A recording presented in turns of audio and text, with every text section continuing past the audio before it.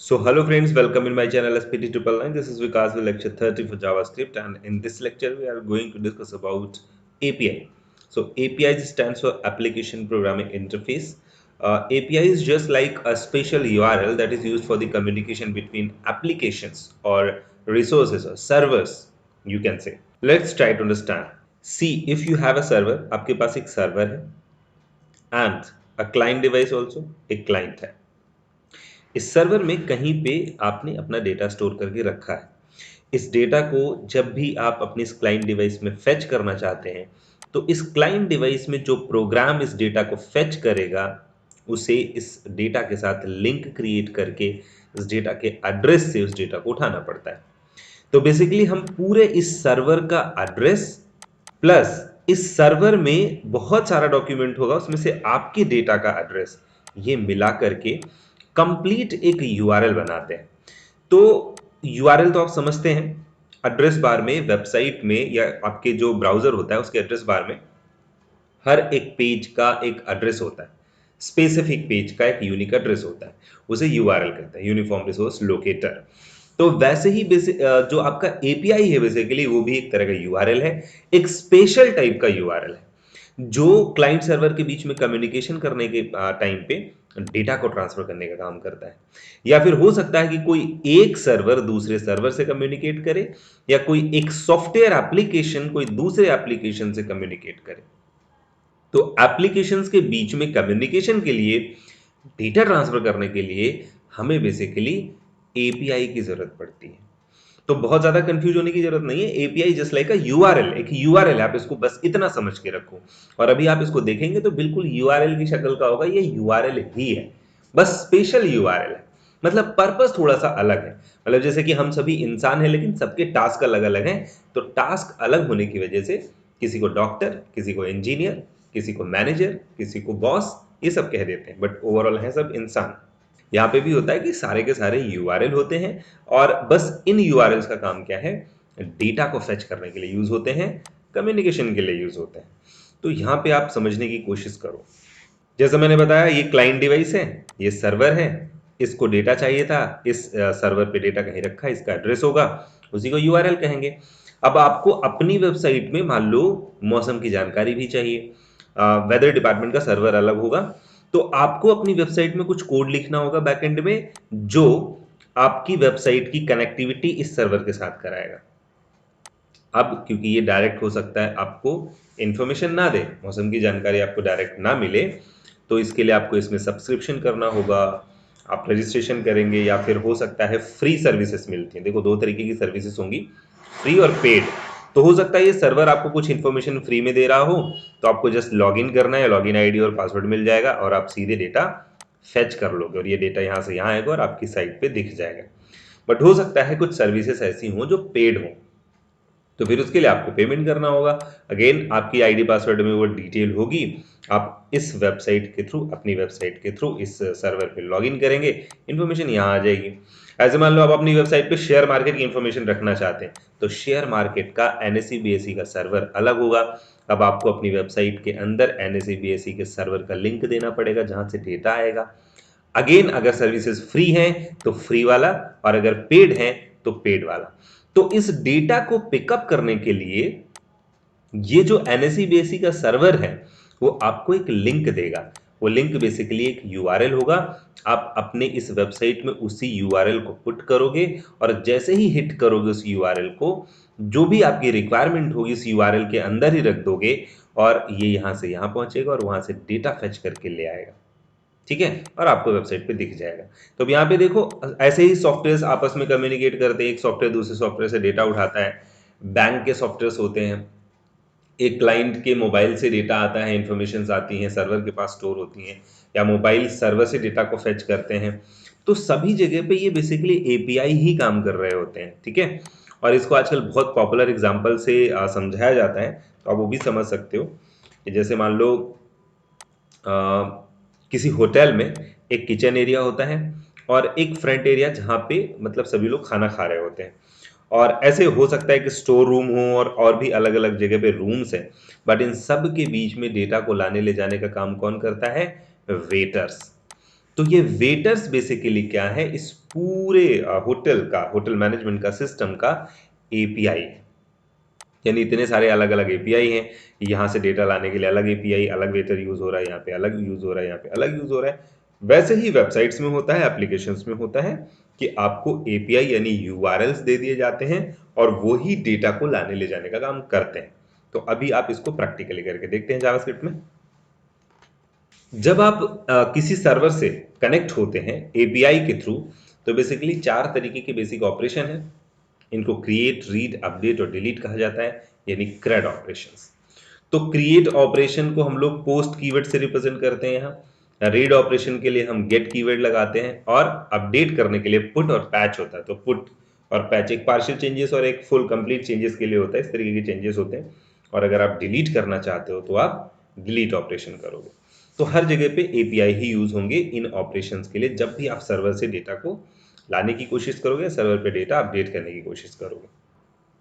अगर आप यहाँ पे मान लो facebook.com सर्च करके देखो, facebook.com, ठीक है, फेसबुक आपने सर्च किया, इस पे क्लिक किया, ठीक है, एंड अब यहाँ पे देखो फेसबुक का होम पेज आ चुका है। इसके अलावा इस पे कुछ नहीं करना है, आपको बस एक काम करना है, इस पेज पे इंस्पेक्ट करिएगा, यहाँ पे नेटवर्क पे चले जाइएगा और यहाँ पे इसको आप देख सकते हो। यहाँ पे देखो, ये आपके जो एक्सेस आपने किए हुए हैं, जो यहाँ पे आपने हिट किया था, तो आपकी जो रिक्वेस्ट जनरेट हुई थी, यहाँ पे आप देखोगे तो आपको मिलेगा पोस्ट रिक्वेस्ट मेथड, है ना। और 200 का मतलब होता है आपकी रिक्वेस्ट ओके है, स्टेटस ओके है, तो इसका मतलब होता है कि आपको रिस्पॉन्स मिल चुका होगा इसका। और यहाँ पे आपको यूआरएल दिखाया जा रहा है। तो ये बेसिकली एक तरह का एपीआई है जिससे आप डेटा फेच करने की कोशिश कर रहे हो। तो अब CRUD ऑपरेशन में कुछ भी करना होगा, सर्वर में डेटा स्टोर करना है, उसे अपडेट करना है, डिलीट करना है या फेच करना है, गेट करना है, आपको इन्हीं एपीआई की जरूरत पड़ती है। तो हमें जावास्क्रिप्ट में एक फंक्शन दिया जाता है, कई वैसे अलग अलग तरीके हैं, फॉर्म के थ्रू भी डेटा जाता है या फेच एजेक्स, कई अलग अलग मेथड होते हैं जिनके थ्रू हम कम्युनिकेशन करते हैं। यहाँ पे फेच नाम का एक मेथड है जिसका यूज करके एपीआई से डेटा फेच कर सकते हो। तो फेच फंक्शन लगाते हैं और इसके ब्रैकेट में यहाँ पे आप अपने एपीआई एड्रेस को देंगे, उसके बाद देन लगा करके रिस्पॉन्स जो भी आएगा उसको रिसीव करेंगे और टेक्स्ट में कन्वर्ट करके, ये अलग अलग टाइप का डेटा होता है, कभी आप इमेज फाइल फेच करेंगे तो कभी वीडियो, कभी ऑडियो। तो यहाँ पे नॉर्मल फाइल टेक्स्ट फाइल होगी, जेएसएन में डेटा आता जाता है या फिर एक्सएमएल में आता जाता है। तो हमने नॉर्मल टेक्स्ट फाइल को टेक्स्ट में कन्वर्ट किया और जो भी डेटा आया उसको उठा करके हमने प्रिंट कर दिया। ये फंक्शंस की चेनिंग है, प्रीवियसली हम लोग पढ़ चुके हैं, दिन लगा के हम इस तरीके से करते हैं। तो ये एक सिंपल सा मेथड है, लेकिन प्रॉब्लम ये है कि अभी हमारे पास जो एक छोटा सा प्रोग्राम दिख रहा है यहाँ पे, ये यहाँ पे हमने अभी तक, जैसे मान लो इसमें हम कुछ लिख देते हैं H1 हेलो इंडिया, तो यहाँ पे अभी हमारा एक नॉर्मल सा पेज है और हमारे पास कोई भी सर्वर कनेक्टिविटी नहीं है जिसके थ्रू हम इस डेटा को कनेक्ट कर सकें और एपीआई का जो ऑपरेशंस है वो करके देख सकें। तो किसी तरह का बैकएंड ना होने की वजह से, सर्वर ना होने की वजह से हम ये ऑपरेशन नहीं कर पाएंगे। बट अगर आप इसको प्रैक्टिस करके देखना चाहते हो बिना सर्वर और बिना बैकएंड के, तो एक ऑप्शन है, हमें कुछ डमी एपीआई दी जाती हैं, ऑनलाइन मिल जाती हैं आपको डमी एपीआई। उन एपीआई से आप डेटा फेच करके देख सकते हो। जैसे आप यहाँ पे लिखोगे सैंपल एपीआई, ठीक है, और इसको सर्च कर लो। यहाँ पे ये सैंपल एपीआई, सिर्फ बहुत सारी एपीआईज मिलेंगे आपको जो डमी एपीआई कहलाती हैं और इनके थ्रू आप डेटा को फेच करके प्रैक्टिस कर सकते हो क्या डेटा कैसे आता है।